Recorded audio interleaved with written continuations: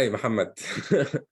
Hi, It, Mike. it's so good to finally connect with you and to see you virtually. I'm a huge fan. And I know I told you this before we started recording, but I follow you religiously. And for me, it's such an honor to have you here to talk with Egypt Migrations about your work and your migrations and your story. And I know that there's so many people who love what you do, who are going to be so delighted to see you on screen and to hear all about you. So welcome. Thank you. I'm eager to share my stories. I would say a lot of them are not necessarily going to be happy ones, but I think that's actually part of the migration story that a lot of us live. So. Of course, you're absolutely right. And I want to get us started on that note with, well, tell us a little bit about you and your migration story. I can't think of migration without colonialism. And in fact, if I think honestly about the series of events and places and times in which migration was part of my biography, they're always shaped by external political events. Nobody chooses to leave home. And actually, the concept of home is I'm realizing now, with the time that we had with the pandemic to reflect, is actually a traumatic concept for me, because I'm realizing how home has been always an unstable space, precisely because of migration. So I grew up the first 10 years of my life in Kuwait, but I was born in Alexandria. That's because my parents in the 70s had migrated, I guess, to Kuwait, which was a very typical trend, of course, for Egyptians at the time. And I was born in the summer. And so when you work in the Gulf, you tend to sort of go home for at least a month in the summer. So that's when I was born. But my first 10 years of life was shaped by Kuwait and being in Kuwait. And actually kind of this back and forth of spending most of the year in Kuwait and then spending summers in Egypt. Until the Gulf War hit. I'll sort of try to give a quick kind of benchmark timeline. And then the Gulf War hit. We were out of the country because it started in the summer again. And so we actually never got to go back home, as in home as in Kuwait at that time, when, where we actually lived. And that's when my family sort of in an unplanned fashion went to Egypt. We were on vacation in Greece, and the war starts. And so we go to Egypt. So basically leaving home with a summer vacation bag with, swimsuits, and that's all we had from our previous life. After that, about 5 years into Egypt, things didn't work out very well. The corruption chased my father. In fact, it's very interesting also to think about my relationship with Egypt and my father's relationship with Egypt, because he did face some threats when he was trying to start a business, basically extortion style stuff, give us a share or Uppbeat. So that led to immigration to the United States, which is actually the country that has been in the background, shaping a lot of our realities by being so invasive in the politics of the region. Which again is a typical trend. A lot of the immigrants to the United States are coming from places that the United States has directly or indirectly affected politically. So that was in 1995. We landed in New Jersey, and terrible time. Very, very traumatic memories. I mean, what a transition from Alexandria to New Jersey.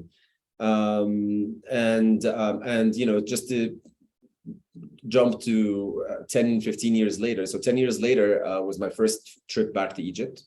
And by that time, I was a graduate student, and I wanted a way out of the United States. It never felt like home. There was a lot of abuses from day one, a lot of identity politics that I was not aware of, that are not actually useful for me to see myself, but that's how that society sees me.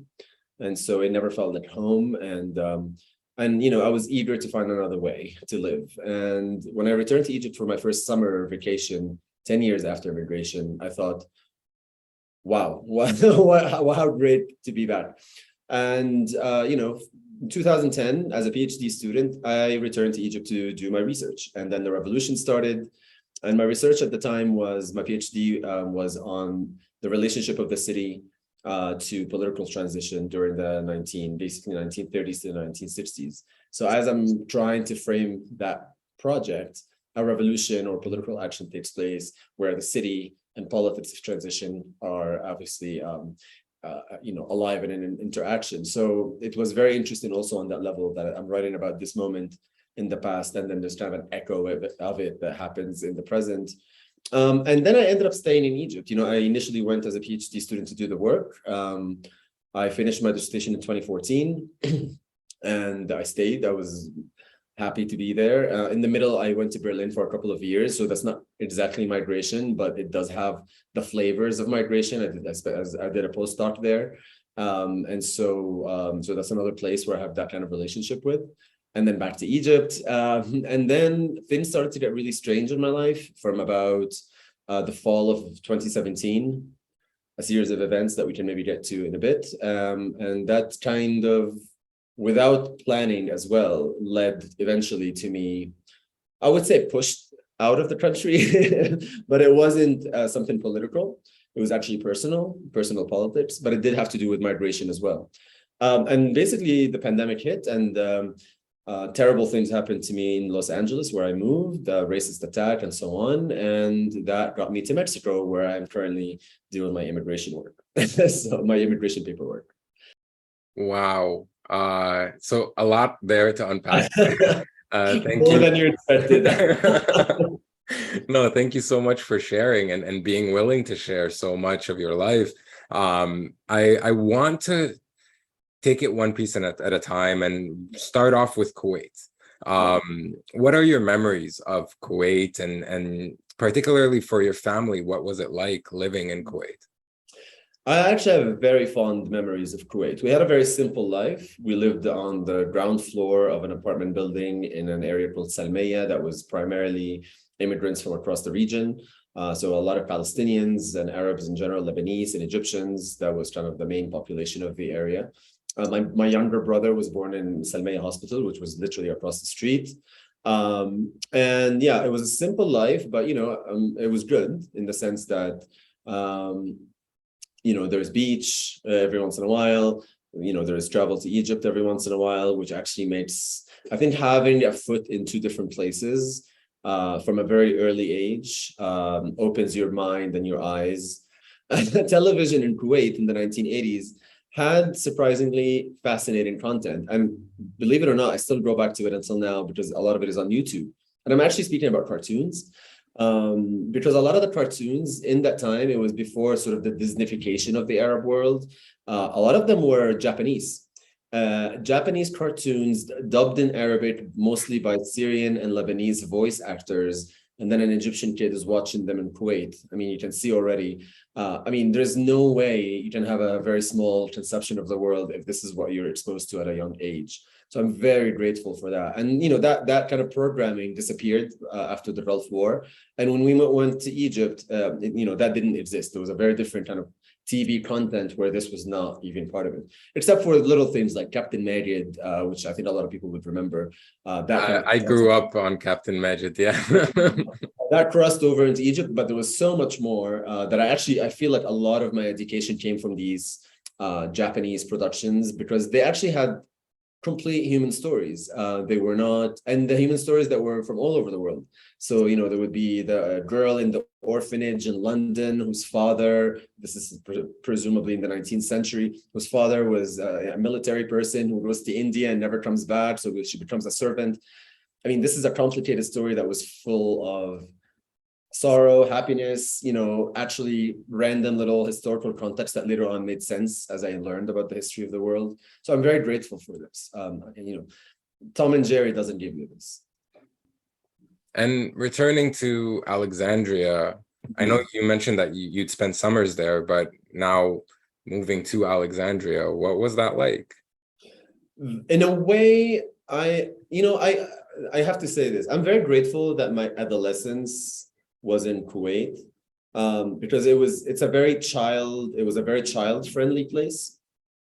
Because it was family oriented in a way, everything was like, so there's a school bus and there are playgrounds and the school was nice. And so there's, so I'm grateful, but I'm actually kind of happy that my teenage years were not there, because I think that would have been terrible. And because of the sequence of events, I ended up having basically my formative teenage years, which is like 10 to 15, more or less, in Alexandria. And for me, that was amazing. Probably terrifying at moments for my parents, but they did give me a lot of liberty to explore and to be myself. And yeah, Alexandria kind of turned into my playground. And I lived very close to the beach. We lived in Stanley. So it was about a 10-minute walk from the apartment building, which actually my grandfather built, who was a government employee from Maslahat al-Maya, the water authority, in the early 20th century. And I always kind of look back and say, you know, interesting how economically things have changed within the three generations of the past century. You know, a government employee, early 20th century Alexandria, with his salary can have 10 kids and raise them well and build a 3-story apartment building to house them. Then with everything that has changed after that, revolutions, war, and so on, my father immigrates, and you know, the economy changes so much that the concept of anybody just being able to use their salary to build an apartment building or have that many kids, of course, was kind of out of the window. And then here I am, childless, parentless also at this point, and in a completely different place, in a very unstable financial situation, because this is the world that we live in, and like many other people around us. So it's terrifying actually to look at the century together. But Alexandria, I think, came into my life just in the right time, and it was just the right place. Between being able to walk to the beach by myself at 10 years old, 11 years old, we had a cabina that was my grandfather's, or going to school on foot, sometimes taking the tram. So you go from very sheltered child life in Kuwait, where the school bus picks you up, or you're in the parents' car, or you're just at home, to walking around the city as a child, riding public transport. So that was amazing. And I think that actually is probably my first experience in sort of having a direct relationship with a place. You speak very highly of Kuwait, of your time in Alexandria, your formative years in Alexandria. You'd mentioned at the outset that New Jersey for you was not a pleasant experience. No. So can you tell us more? I think coming from, again, this kind of bipolar, let's say, upbringing, having been fully immersed in two very different realities, and then you know, exposure to much more of the world through media like television, like I mentioned, and educational programming that was on TV in Kuwait at the time, and you know, the stories that we would hear in home from actually family members who had immigrated earlier to the United States. The US didn't have a good image. You know, I remember the couple of family members who were there, you know, they would tell stories about the robberies and about it was kind of like, can you believe it? You know, can you believe this happened? Can you believe someone cut off someone's arm to steal a purse? You know, like that kind of thing, which, you know, apparently these were the things happening in New York in the 80s. So there wasn't a very positive image before growing. And of course, it was mostly Hollywood film. So it was kind of like this other format of storytelling that doesn't relate to reality, but it always seemed just like entertainment. But then arriving in the United States, I realized, wow, very early on, I realized, first of all, it was not pleasant. I mean, suburbia is just a horrible place. And, you know, I felt that from my personal experience as a child, and as an urbanist, you know, 25 years, 30 years later, I still feel the same way. And it was very, of course, homogeneous. And it was, you know, this whole like car culture, the weather, just everything just was not, it didn't feel like it was my place. It made it a lot worse to then go to school. At that time, it was high school. You know, I was very excited in Alexandria that for the time of going to high school to come, because I would see the high school boys and I would think, oh, I can't wait to be one of those. And then, you know, they would start to have facial hair. You can see that they're becoming men. And I really wanted to sort of step into that space. But we immigrated right before basically what became 9th grade, when we moved to the States. And then I enter high school and it's children again. You know, everybody seems to sort of, there's a strange neoteny that exists in that culture where, you know, people who, like, I think of a high schooler in Alexandria or in Egypt in general, and then a high schooler in New Jersey, and you can tell this. There's a kind of a discrepancy there They seem just like stuck in a weird phase of childhood, which is completely culturally produced. And I didn't understand right away, but also that was the first time that I was labeled things that I didn't know I was those things beforehand. So it was from first day in high school that suddenly I was called a faggot, and then I got called towel head, and then I got called all kinds of things. And I was just, what are these things? What are these people? And there was a lot of aggression, and because everybody was Italian Irish, and there was like 2 black kids and 1 or 5 Asian kids, and then myself. That's what it was. So a lot of aggression from early on that was completely associated to conceptions of identity that suddenly hit me in the face. That when I growing up in Egypt, at least in my experience, no one, we would go to the mosque for Eid. Actually, the mosque across the street was also, something that my grandfather contributed to the building of, along with other people from the neighborhood. That's how the neighborhood formed, like the intersection that we were in. So, there was that kind of relationship. في Ramadan, في صلاة الجمعة, بس ما حدش, I never walked around being told, "Inta Muslim, Inta Muslim." It's like, that was very bizarre. And then suddenly you end up in New Jersey, and not everybody's like pointing fingers at you. We've been saying these kinds of labels, Arabi, Muslim, شتايم بقى ليها علاقة other identity aspects, and that was shocking. I remember nights and nights of crying, just confused by the amount of aggression I was receiving. So that's just to give you a taste of what New Jersey means to me. It was not pleasant. Yeah. No, it must have been very difficult. And did you find that you had some networks of support? Was there an Egyptian community at the time growing? Absolutely not. Absolutely not. It took a while I think it took a while for us to realize, we've lived in other places, but here, when you live here, you are an immigrant with like a big label on your forehead. So people start to look for each other. And, eventually my mom made a Syrian friend. So that family became kind of part of our life. And then there's this hub called Patterson, New Jersey, which of course you know about, which was about like a 20-30 minute drive.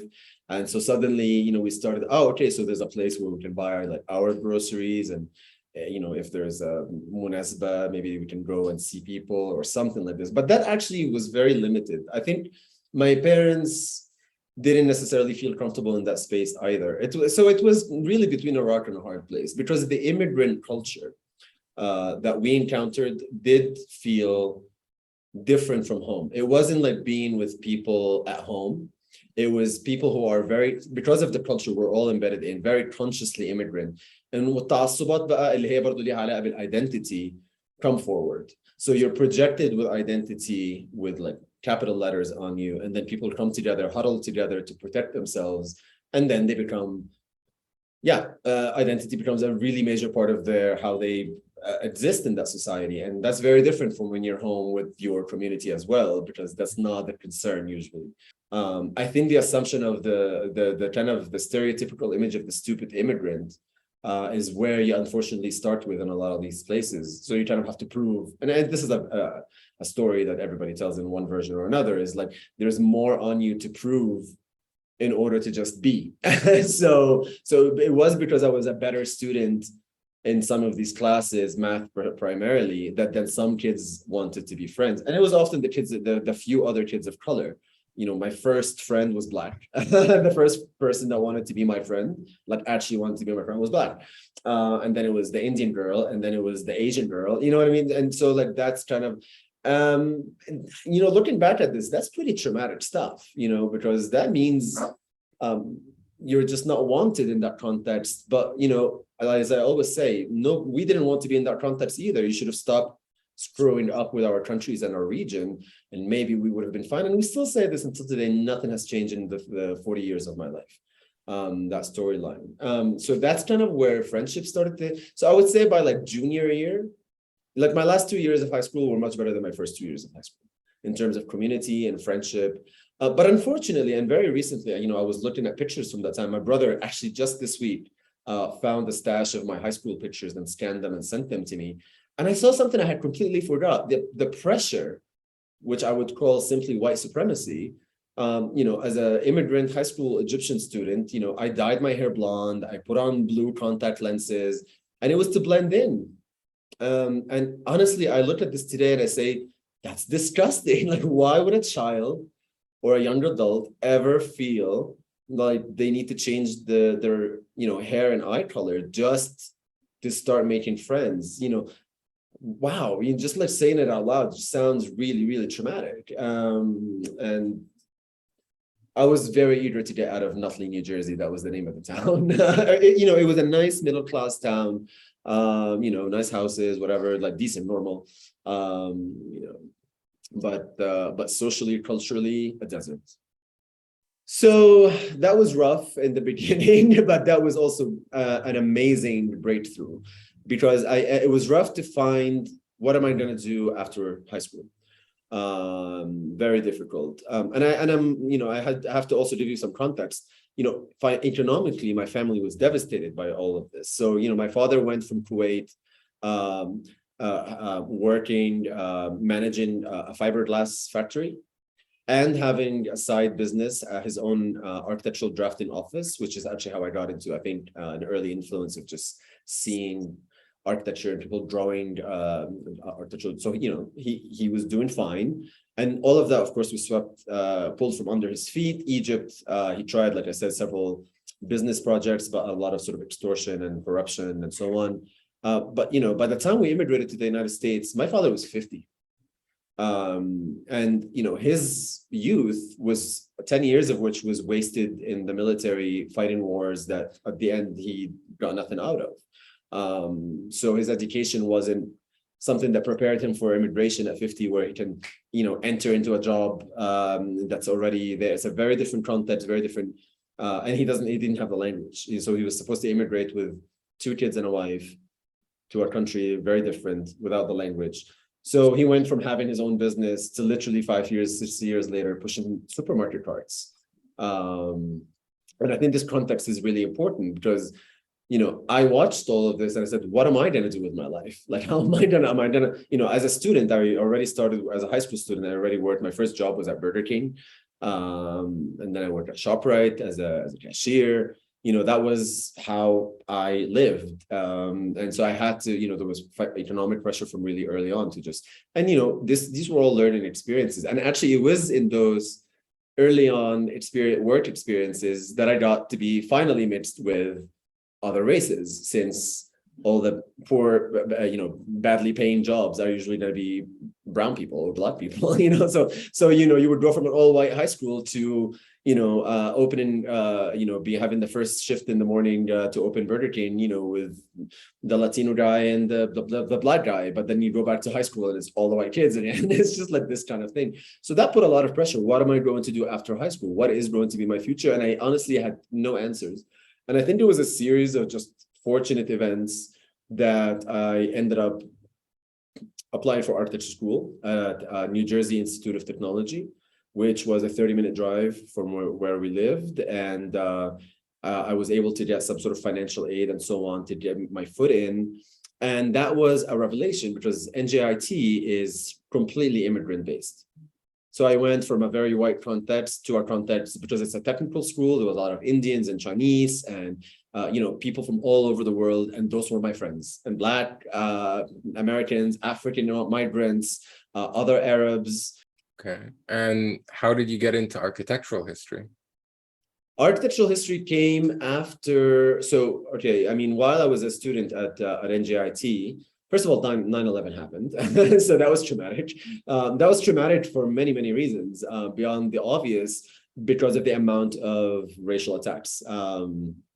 And I remember, I think it was like the first week, again, NJIT, I said very diverse. So my friends were Sikh and so on. So a group of myself and a couple of friends, including a Sikh friend, went to a vigil in New York.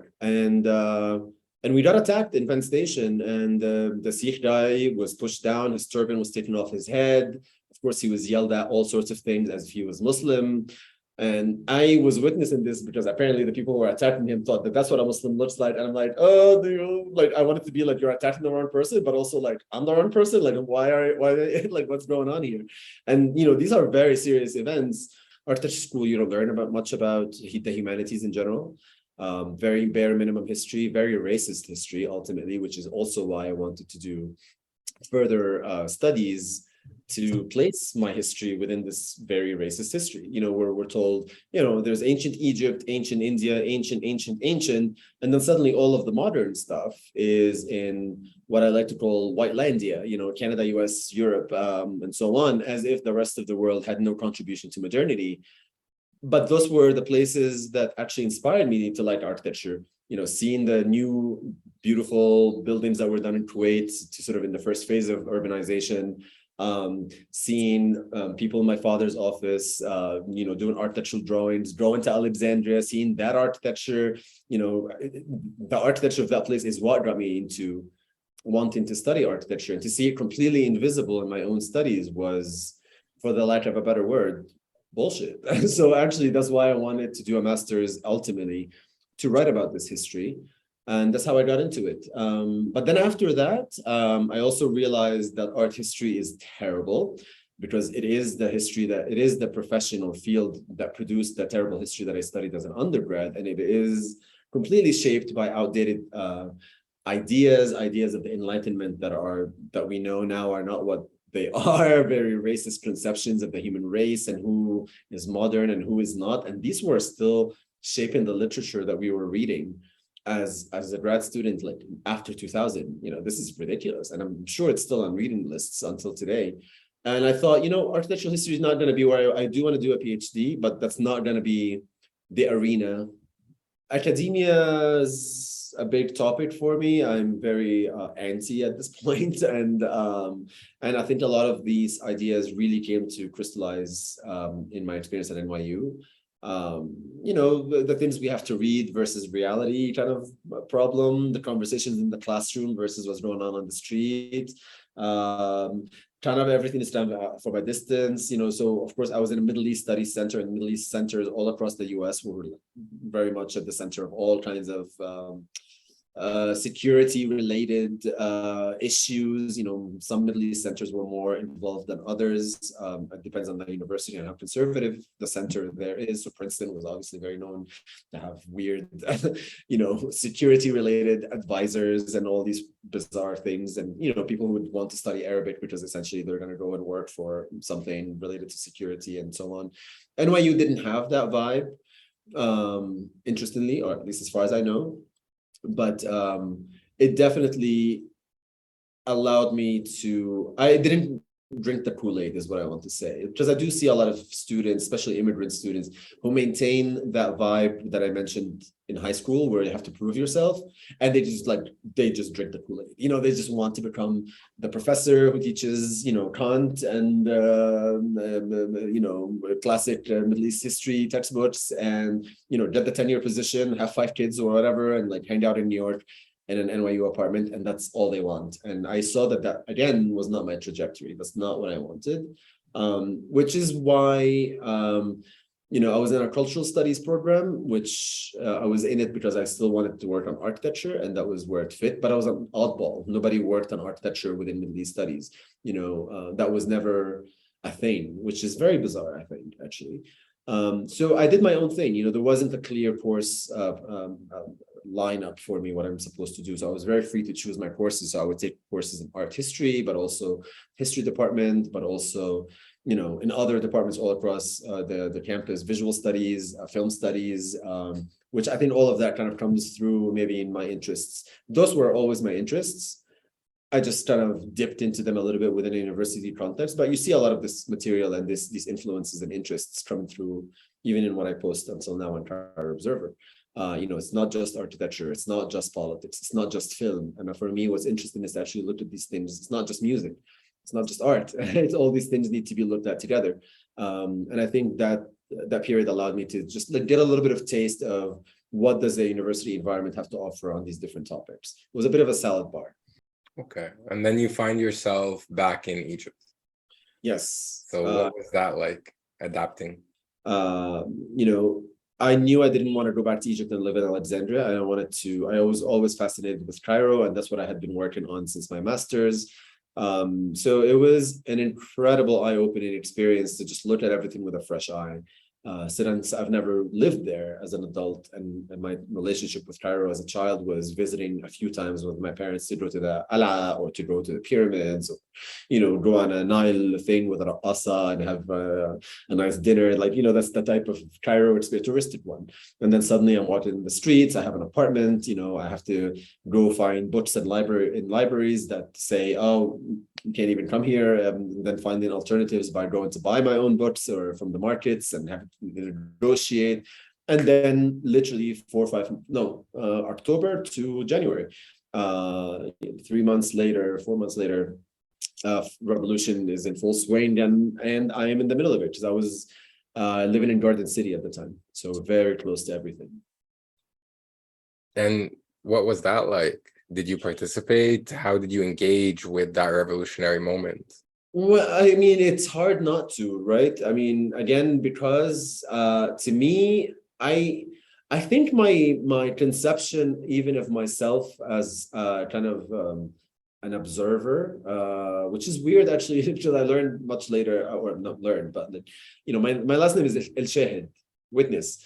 And there's something really funny, kind of how I ended up making something that is called Observer. And then I realized, well, actually, that's what I mostly occupy my time with. I like to walk around by myself. I like to look, I like to document the pictures and observe. And that's how I notice things, and maybe hopefully I'll write about them. So it was very difficult to see all these events unfolding and not want to watch. So it was more because also I didn't know the political context, to be honest. I had actually no idea. All I knew is people are protesting, and it felt like that was the right thing to just participate in that and just be there. Of course, there were some very scary moments, but there were also a lot of very festive moments, and you know, a kind of a euphoria that did explode at some point. Downtown Cairo was just alive with so many artists talking, and all the restaurants. So I remember those moments, but there was definitely a lot of trauma, huge learning curve, both in terms of personal growth, my relationship to Egypt, understanding the politics and what was going on, but also seeing who the players are, you know, the academics, the AUC academics, and the Zamalek folks who were like, wow, we crossed the bridge into downtown. You know, that was a big deal for Zamalek people. You know, like, we're gonna do this.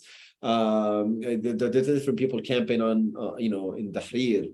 So I would see myself as someone who was participating by watching, as opposed to participating fully, since I actually really did not know too much of the context. And of course, things changed really quickly. And by that point, I had my postdoc in Berlin in 2013. So it was really those 2 years, 11 and 12.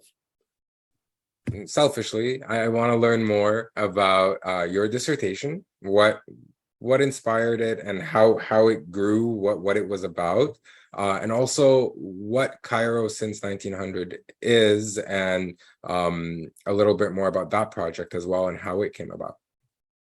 Yeah, so one of the things that I observed early on is that 1952 sort of had a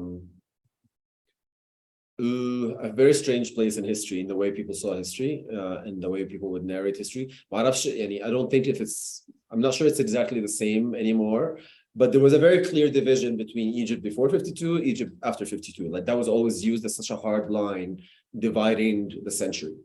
And, you know, when I started to do a little bit of digging, and specifically obviously looking at architecture, I realized, well, that line is actually much more blurry than people make it out to be. And so I wanted to learn more about this. So essentially I used architecture and the city as my lens to understand what was the role of those fields during this period of political transition. So I went, you know, a couple of decades before, a couple of decades after. So it was from the 30s to the 60s, instead of actually emphasize that hard line that people seem to constantly refer to as a breaking point. to actually look at the before and after, and then realize actually the much more complicated reality, and architecture was my way to look at this. So that's in a nutshell what the dissertation is, and it has been translated into Arabic starting in around 2016. I started to think about the need for a guidebook. And of course, because I had a lot of material for my dissertation research, and I didn't necessarily want to wait until this turns into an academic book. And already I had very cynical take, observation again of academia. Basically a lot of people, this frustrated me very much. A lot of Egypt is kind of, how do we call it? Like people just like parachute there, find topics, pull material, write books, and then go abroad, have careers, and that knowledge never goes back to Egypt. Entire careers are made based on Egypt, where Egypt never gets to read what supposedly these careers have contributed to the history of Egypt. And so that was very, very distressing and disturbing. And these are supposed to be the good people. These are the people who are like, oh yeah, my work is on migration in Egypt or cultural this in Egypt, but no Egyptian will ever get to read the work. This is very terrifying. So I wanted to do something that will be readily available in Egypt for Egypt before an academic book wasn't going to be the right format. And because there was a lack of, for example, I'm sitting right now in front of me this is a Mexico City guidebook. Mexico City has half a dozen that I know of, by different people, different institutions, different formats. In a lot of cities around the world, as I was traveling in those years, I realized, architectural guide. Where is Cairo's architectural guide? And for this period, for the modern period. And I just thought, let me do it. So that's kind of how it came about. The knowledge came from doing the PhD work, but the format was really aimed at having the material available in an accessible way for an Egyptian market and published in Egypt. And this is actually important because a lot of the books published abroad, even if they're about Egypt, they have very hard time entering Egypt. And when they do, they'll be very expensive. So the only English language publisher that's based in Egypt that also has international distribution, oddly enough, is the American University in Cairo, which is a big question mark. How come this is the situation? Can we have another publisher that does this? Is this like a monopoly or what's going on? So things kind of shape themselves, like I needed to do this book. There was basically one outlet to do it, and that's how it happened. Yeah, and your decolonial ambitions really shine through the way that you talk about the books, the way that you also talk about your time in NYU and being in Egypt. The need to sort of bring this knowledge back to Egypt, make it available, but also to talk about the things that we don't see enough in academia more broadly. And so this brings us perfectly to Cairo Observer. What inspired Cairo Observer?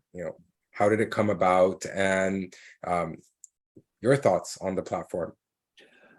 So interestingly, even though it's 11 years since Cairo Observer became a thing and people recognize the name, I still don't even feel comfy with myself saying a platform, because at the end of the day, it started as a blog, and I was never, I did have a personal travel blog like way before, but I never blogged. It wasn't a thing for me. But in Egypt, of course, it was a huge thing. And so people started to say, why don't you blog? Why don't you blog? Because at parties, social gatherings, hanging out with people in general, coffee shops, walking down the street with a friend, I am constantly being very annoying, pointing things out. Like, did you know that this building is actually really important? Oh my God, can you believe there's no ramp here? What is someone with a wheelchair supposed to do? I would say these things and people just roll their eyes at me and be like, can we just have a beer and chill out? And I'm like, okay, so what am I supposed to do with all of this, information, observation? Because, again, I'm looking at the city with fresh eyes. I wasn't embedded in it all my life. And when you are not embedded in the place all your life, just like when you're an immigrant and you arrive at your host country, you notice things that people who live there don't notice them. Because you're seeing it with a new set of eyes, new set of references, and so on. So essentially, I had all of this observation that was intervening in my social life, and several people said, you should just put this in a blog. People would want to read this.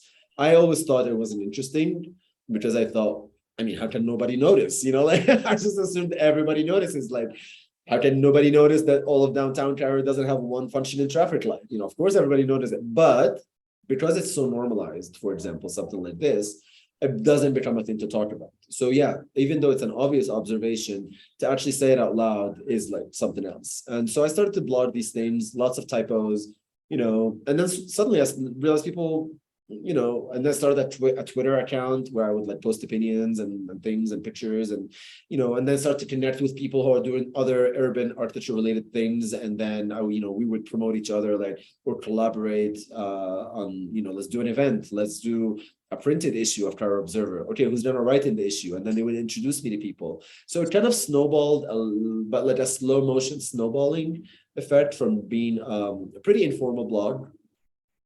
But then it gained some audience, and then eventually I started to do other things under sort of, I used Cairo Observer more or less as like a pen name.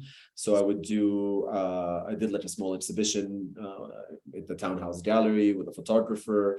And then, you know, I got a grant from the British Council to do a printed issue, and I insisted that the printed issues should be all in Arabic since that was my weak point. Because of my education, immigrant story, Arabic was not my forte. بتكلم عربي حلو تمام ماشي في الكونفرسيشن بس مش هعرف اكتب solid بالذات audience في مصر completely يعني much more knowledgeable in the language. I would look like a fool. So I wanted content Arabi. Someone else needed to help me find who the people are. So a community started to shape around the project.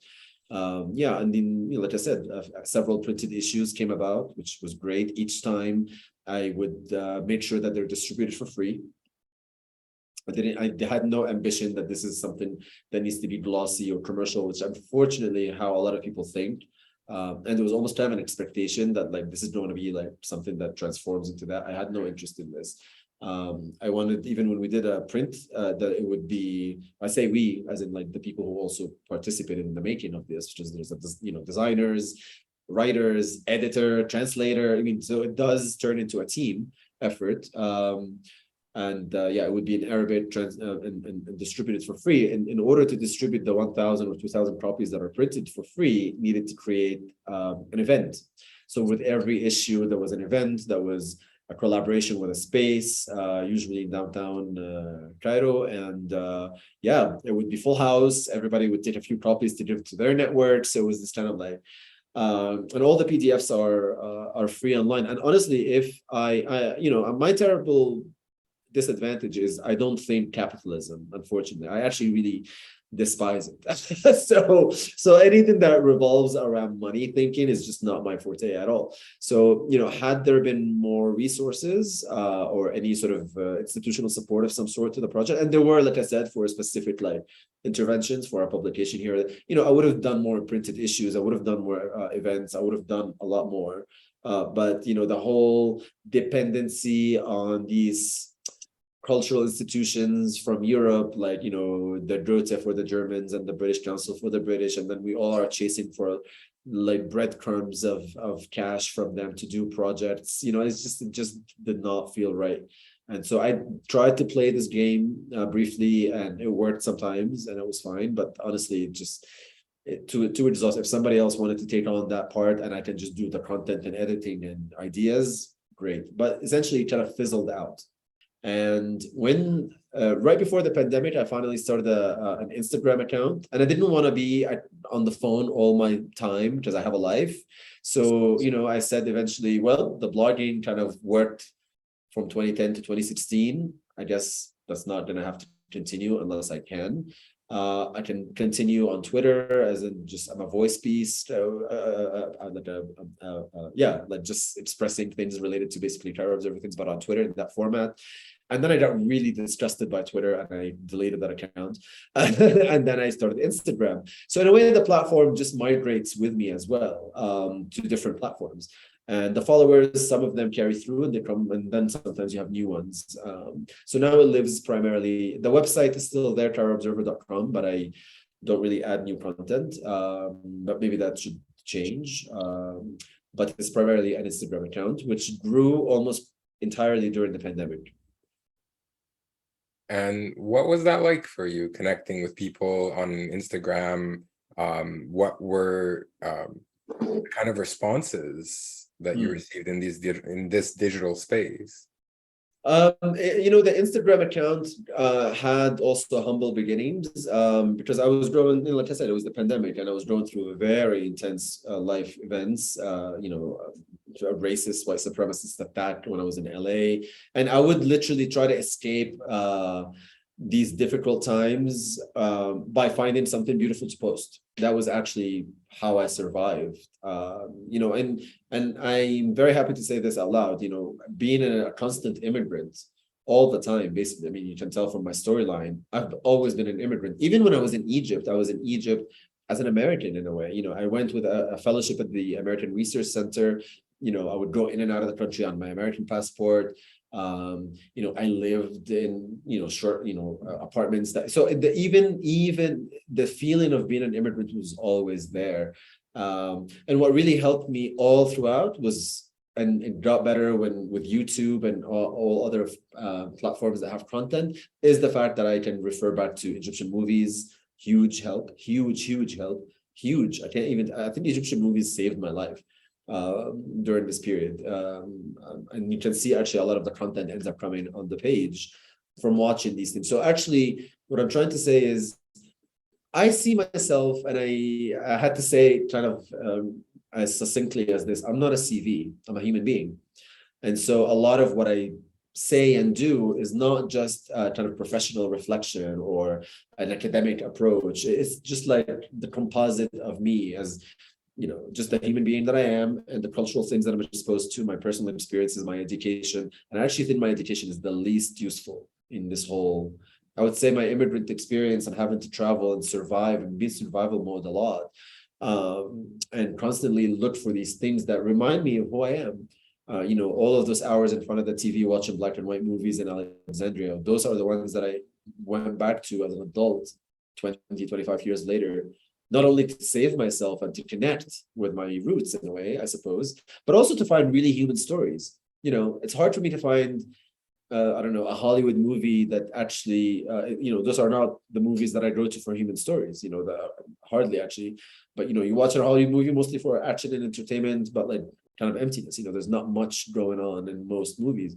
And of course, there's a whole other political dimension and racist representation of different communities that maybe not be interested in this whole. So I would go back to black and white Egyptian movies to feel better, but also find content that ends up and analyze this material with new eye, with my new me, with the person who traveled and had experiences and was educated in a certain way. So they were no longer entertainment as they were when I was a child, but they were actually sources for both survival as a person, but also to have something to say, to hopefully actually help someone else either connect with the roots, see something that they take for granted as having some value.